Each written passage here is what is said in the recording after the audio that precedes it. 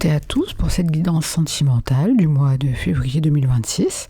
J'espère que tout le monde se porte bien et que vous êtes toutes et tous prêts à recevoir les messages de vos guides pour ce mois, placés sous le signe de l'amour. Alors pour les personnes ne me connaissant pas, je ne suis Arwen de la chaîne Arcane Cosmique et on se retrouve donc aujourd'hui pour explorer les énergies qui vont traverser ton cœur durant les prochaines semaines. Alors bien entendu, il ne faut pas oublier que c'est une guidance générale, donc prends uniquement ce qui résonne avec ton histoire. Bien entendu, j'ai mis à disposition les timecodes dans la description afin d'accéder directement à ton signe. Et il y a également les références des jeux, en sachant que j'utilise prioritairement, bien entendu, un tarot. Pour cette fois-ci, ce sera le Gilded Tarot Royal. Et il y a 3 oracles. L'oracle du Sacré-Cœur de Dorine Gilbert, les anges de l'amour de Dorine Virtue et l'oracle coup de cœur d'Amandine Bouquet. Bien entendu, toutes les références sont en description. Allez, on est parti!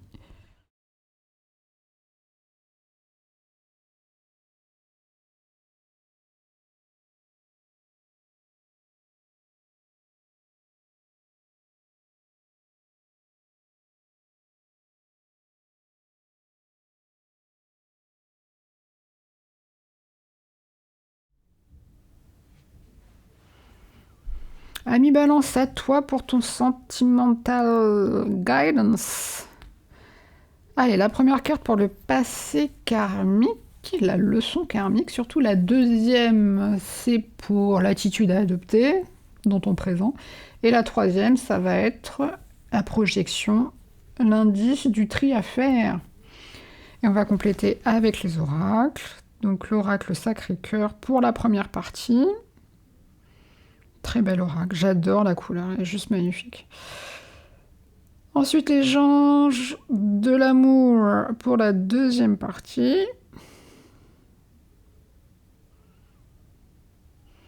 Et 2 petites cartes de l'oracle coup de cœur pour la troisième partie. Voilà, voilà. Allez, on commence par la leçon karmique. On découvre les cartes. Le 4 de coupe. Et la période de deuil. Ok.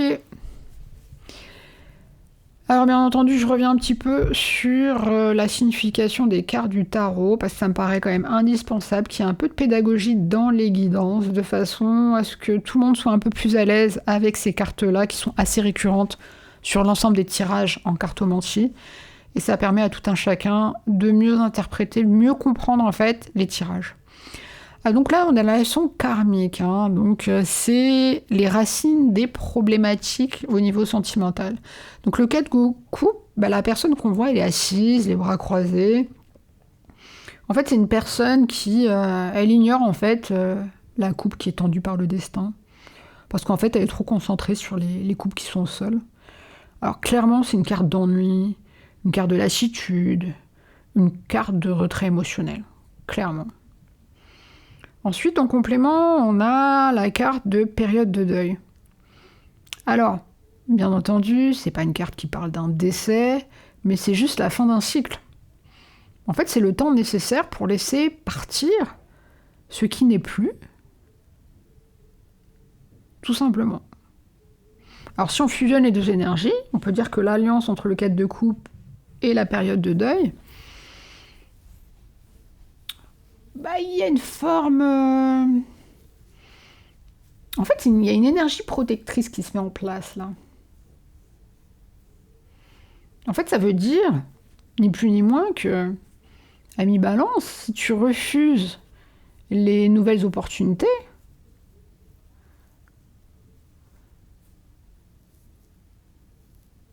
à savoir, comment je pourrais te dire les choses comme elles viennent... En fait, je pense qu'il est possible en fait que tu refuses les nouvelles opportunités, tout simplement parce que tu penses que tout est encore empreint de tristesse dans une situation passée, en fait. En fait, c'est comme si Je vais te l'imager différemment. C'est comme si tu étais dans une salle d'attente émotionnelle. Mais dans cette salle d'attente, il n'y a plus rien qui ne te fait envie. Alors clairement, quel va être ton apprentissage de l'âme? Je pense que là, tu es dans un schéma assez répétitif où tu as tendance en fait à rester figé dans la nostalgie. Où ça peut être rester bloqué avec une forme de regret pour, comme on dit, éviter de faire face au vide. Et là, clairement, tu as une leçon karmique, à savoir comprendre que le vide, en fait, le vide, c'est un espace de création. Ah, on n'y pense pas assez souvent, mais oui. On part de rien et on commence à créer. Donc ce mois-ci, je pense clairement que tu dois dépasser ce sentiment de dédain en fait que tu as pour le présent. Le 4 de coupe, je pense que c'est ce qui représente ça en fait. Et là, du coup, ta dette à solder, c'est l'attachement que tu as au vieux dossier, tout simplement. Et là, tu dois apprendre à saisir ta nouvelle coupe. Mais pour ce faire, il va falloir que d'abord tu acceptes que les anciennes soient vides. Et c'est pour ça qu'il y a la carte de deuil, je pense. Parce que la leçon, ça va être que le deuil, c'est le seul chemin vers la renaissance, tout simplement.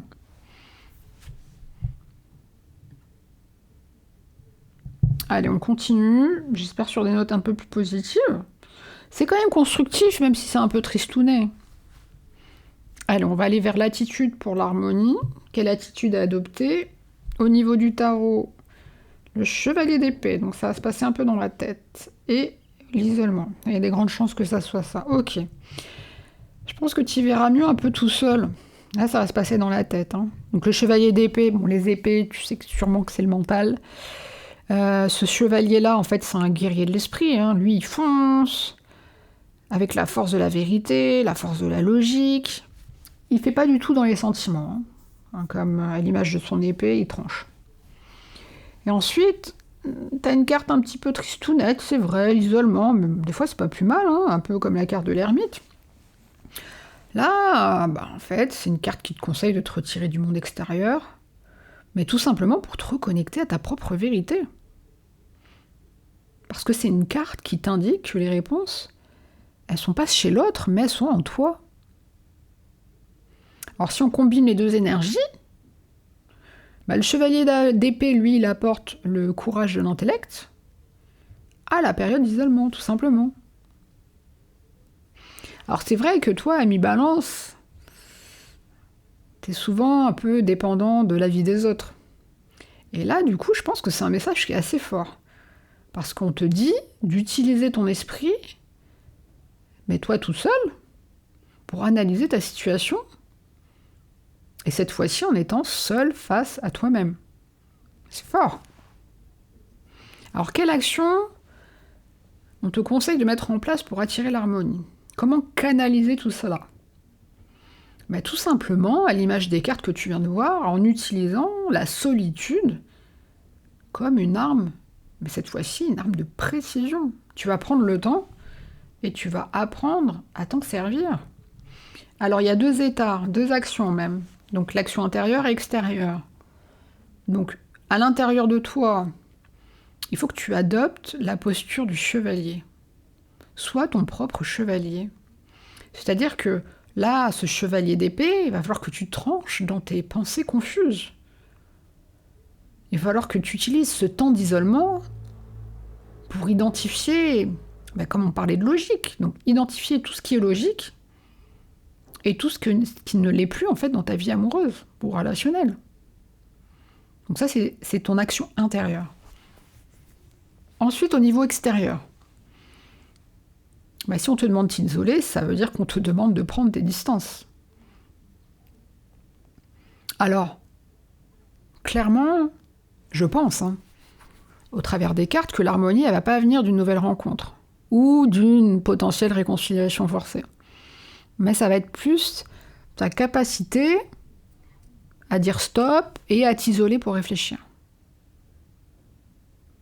Donc là, clairement, on te demande de tenir debout toute seule. Mais avec la clarté d'esprit du chevalier. Là, c'est quand même une arme forte, hein, parce qu'il est fort en ça. Et ça va t'aider, en fait, à pouvoir construire par la suite une relation équilibrée. Donc là, on te dit clairement que l'attitude gagnante, elle est ni plus ni moins que l'indépendance intellectuelle. Là, il va falloir que tu arrêtes de te baser que sur les autres, que tu prennes les choses en main par toi-même. En tout cas, tu fasses l'analyse par toi-même. Allez, on finit le tirage. On passe dans la projection. Waouh, waouh. Le monde. Très beau. Le retour. Et le break. Ok.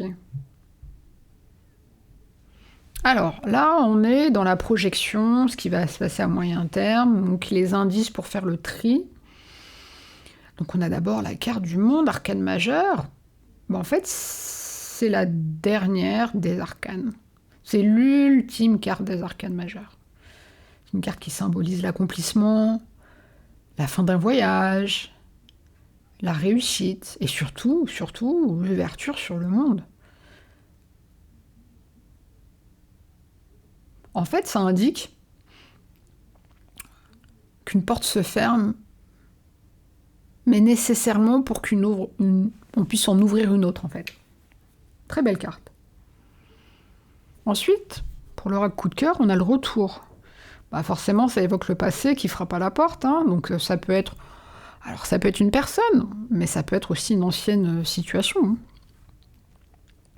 Et le break, il confirme, en fait, la nécessité d'une pause, d'une rupture de contact. Il y a un beau parallèle avec les autres cartes qu'on avait déjà vues dans le tirage. Alors, si on combine l'ensemble de ces cartes, là, clairement, le monde, c'est clair, net, précis, représente la destination finale, à savoir la libération. Mais, s'il y a un petit mais, là, le retour et le break, là, clairement, sont les obstacles. Ou alors, moi j'aurais tendance à dire, les tests sur ton chemin. En fait, c'est le moment où le passé va tenter de revenir au moment précis, en fait, où tu allais terminer ton cycle. C'est quand même dingue, hein. Alors, en fonction de ta situation, de tout ce qui vient de se dire, peut-être que tu vas sentir que l'harmonie, elle est impossible. Dans quel cas ?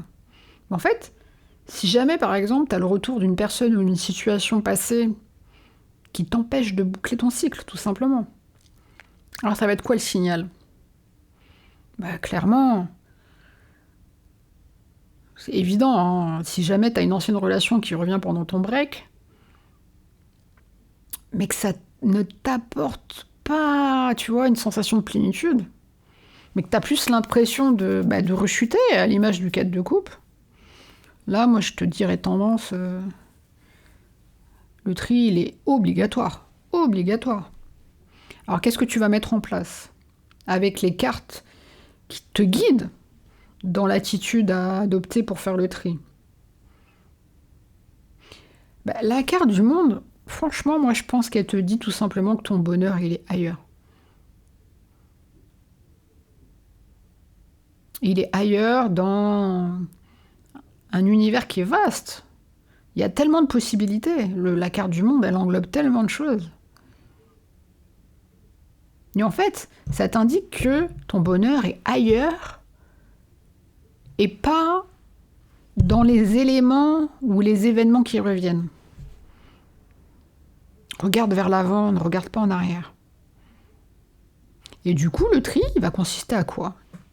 Je pense que tu l'as compris. Utilise le break pour faire une clôture définitive de la situation. En fait, ça va dépendre de ta sensation. Si le retour d'une personne ou d'une situation te fait sentir coincé, comme on dit, ferme la porte sur cette histoire. Tu as fini ce chapitre. Ne recommence pas le livre, comme on dit. Donc, ami Balance, je pense très sincèrement que ça va être un mois de grande libération pour toi. Mais il y a une condition, forcément. C'est qu'il va falloir que tu oses trancher les liens. Que tu oses trancher les liens qui te retiennent en arrière. Tout simplement. Donc j'espère que les cartes t'auront délivré les messages des guides pour te poser les questions nécessaires afin que tu puisses être guidé vers le chemin de l'harmonie et de l'équilibre sentimental, ami Balance.